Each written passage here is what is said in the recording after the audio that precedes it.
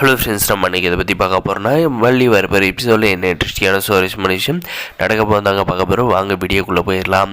இந்த உலகத்திலே சிறந்த தானம்ன்றது ஒன்று இருந்தால் அது அன்னதானங்க தாங்க. மற்றவங்களுக்கு உதவி பண்ணுறதும் அதே மாதிரி அவங்களுக்கு உணவு அளிக்கிறது தாங்க. இது நம்முடைய மல்லி செய்கிற தான் கையால் செஞ்ச சாப்பாட்டை பிச்சைக்காரனுக்கு தானமாக கொடுக்குறாங்க. அதே சமயம் பார்த்திங்கன்னா இந்த மல்லி அந்த சாப்பாடை கொடுக்குறத இந்த ராஜேஸ்வரி ரஞ்சிதா பார்த்துட்ட பிறகு பார்த்தீங்கன்னா இவளே வீட்டில் ஒரு பிச்சை பிச்சைக்காரனுக்கு சாப்பாடு போடுறாளா, இவளை கண்டிப்பாக ஏதோ ஒரு பிரச்சனையில் மாட்ட வைக்கணும். இதனால் விஜய் கோவப்பட்டு மல்லியை திட்டணும். இல்லைனா அவங்க 2 பேரும் ராசி ஆயிடுவாங்க. நம்ம கடைசியில் நடுத்தெருவில் நிற்கணும் அப்படின்ற மாதிரி பிளான் பண்ணி இந்த ரஞ்சிதா ராஜேஸ்வரி பார்த்திங்கன்னா நம்முடைய மல்லி பார்த்திங்கன்னா எல்லா சாப்பாட்டும் எடுத்து வச்சுட்டு நம்முடைய வெண்பா குட்டியும் ஸ்கூலுக்கு ரெடி பண்ணிவிட்டு அவங்களுக்கும் சாப்பாடை எடுத்து வச்சுட்டு நம்ம விஜய் சாரும் பார்த்திங்கன்னா ஆஃபீஸ்க்கு அர்ஜென்ட்டாக கிளம்பி போகிறாரு. பார்த்திங்கன்னா ஒரு வாய் சாப்பிட்டு போங்க அப்படின்ற மாதிரி நம்ம மல்லி கூப்பிட்டதுக்கு அந்த டேபிள் மேலே உட்காராங்க. உட்காந்ததுமே பார்த்திங்கன்னா சாப்பாடெல்லாம் போட்டுட்ட பிறகு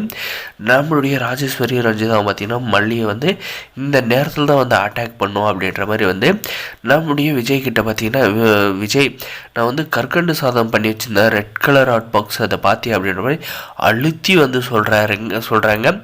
இதை பார்த்தீங்கன்னா நம்முடைய ரஞ்சிதா என்ன சொல்கிறான்னு பார்த்தீங்கன்னா இந்த மல்லி தான் அந்த கிச்சனில் இருந்தால் அதனால் இவளுக்கு தான் தெரியும் அப்படின்ற மாதிரி சொல்கிறாங்க. அதுக்கப்புறம் பார்த்தீங்கன்னா எனக்கு அந்த மாதிரி எதுவுமே தெரியாதுங்க சார்.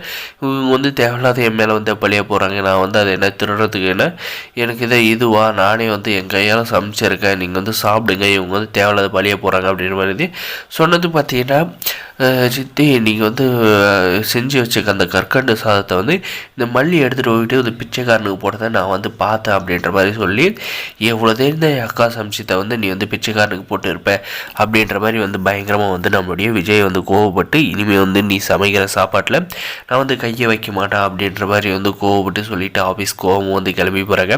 இதெல்லாம் நம்மளுடைய வெண்பா குட்டி பார்த்துட்டு இருக்காங்க. நம்முடைய மல்லியம்மா இப்படி மாட்டி விட்டுட்டாங்களே, நம்ம டாடா கையில் உண்மையாக சொல்லி ஆகணும், இவங்க 2 பேர் போய் சொல்கிறாங்கன்றது அப்படின்ற மாதிரி யோசிச்சுட்டு போகிறாங்க. இதனால் நடக்க போகிற விளைவு வேறு லெவலாக இருக்க போது அது வரப்போகிற வீடியோவில் பார்ப்போம். நம்முடைய மல்லிகிட்ட பார்த்தீங்கன்னா எப்படி மல்லியை உன்னை நீ காலையிலே விஜய் கிட்ட பாசமாக இருக்கிற மாதிரி நடித்து எப்படி உன் மேலே வேர்ப்பை கொட்ட வச்சுன்னு பார்த்தியா, இதே மாதிரி தான் அவங்க உங்ககிட்ட நடந்துவோம். மரியாதையாக நாங்கள் சொல்கிறத கேட்டு டிவோர்ஸ் பேப்பரில் கையெழுத்து போட்டு திரும்பி பார்க்காத ஓடுற அப்படின்ற மாதிரி சொல்கிறாங்க. அதுக்கு பார்த்தீங்கன்னா மல்லி இதுக்கெல்லாம் அசர் ஆள் இல்லை, நான் எல்லாத்தையும் பிரச்சனையை பார்த்து நான் அதை சால்வ் பண்ணி நானும் விஜய் ஒன்றா வாழ்வோம் அப்படின்ற மாதிரி சொல்கிறாங்க. வரப்போ மறக்காது சப்ஸ்கிரைப் பண்ணி தேங்க்ஸ் ஃபார் வாட்சிங்.